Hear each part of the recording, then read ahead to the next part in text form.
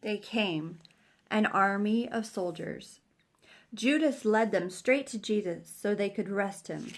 Judas was one of Jesus' disciples, one of his followers. Jesus was waiting for them. So here we go. They came through the trees and saw Jesus, and they came to grab him, to arrest him.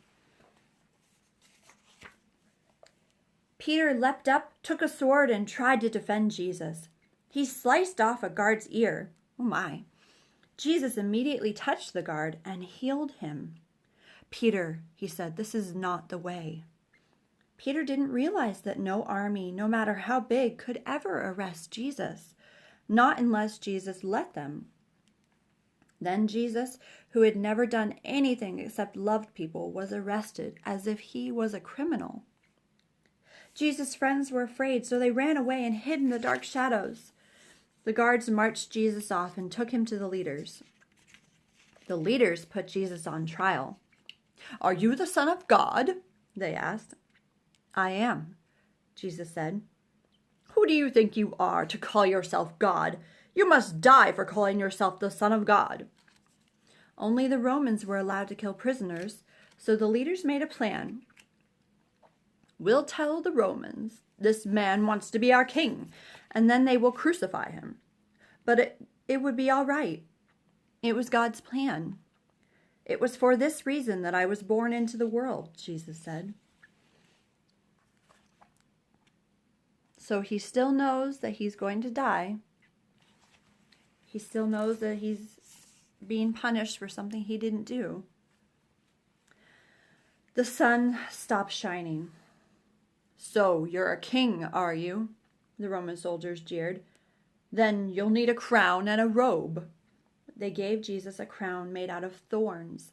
They put a purple robe on him and pretended to bow down to him. "Your Majesty," they said. Then they whipped him and spat on him.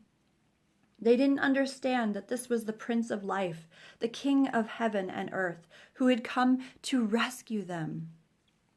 The soldiers made him a sign, "Our King," and nailed it to a wooden cross. They walked up a hill outside the city. Jesus carried the cross on his back. Jesus had never done anything wrong, but they were going to kill him the way criminals were killed. So he's carrying across this wooden beam. He's carrying it to where he's going to be killed.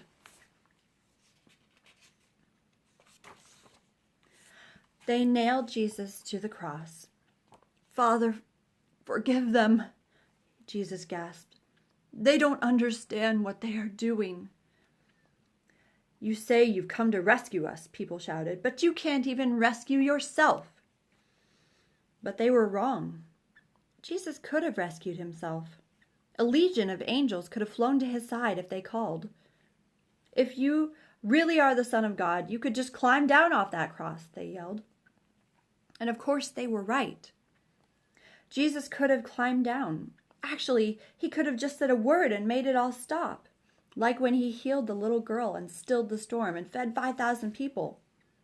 But Jesus stayed. You see, they didn't understand.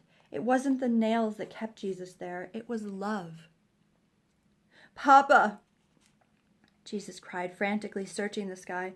"Papa, where are you? Don't leave me."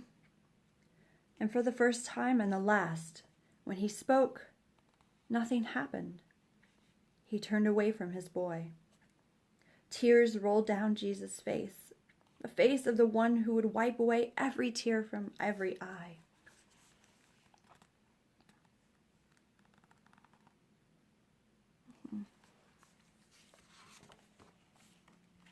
Even though it was midday, a dreadful darkness covered the face of the world. The sun could not shine. The earth trembled and quaked. The great mountains shook, rocks split in two, until it seemed that the whole world would break, that creation itself would tear apart. The full force of the storm of God's fierce anger at sin was coming down on his own Son instead of his people. It was the only way God could destroy sin and not destroy his children whose hearts were filled with sin. Then Jesus shouted in a loud voice, "It is finished!" And it was. He had done it. Jesus had rescued the whole world. "Father," Jesus cried, "I give you my life." And with a great sigh, he let himself die. Strange clouds and shadows filled the sky, purple, orange, black, like a bruise.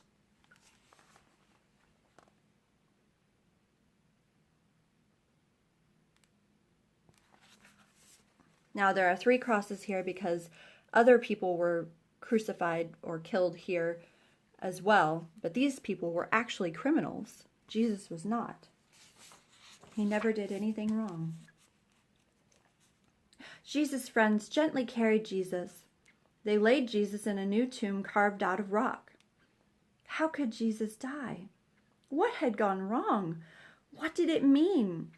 They didn't know anything anymore, except they did know their hearts were breaking. "That's the end of Jesus," the leader said. But just to be sure, they sent strong soldiers to guard the tomb. They hauled a huge stone in front of the door to the tomb so that no one could get in or out.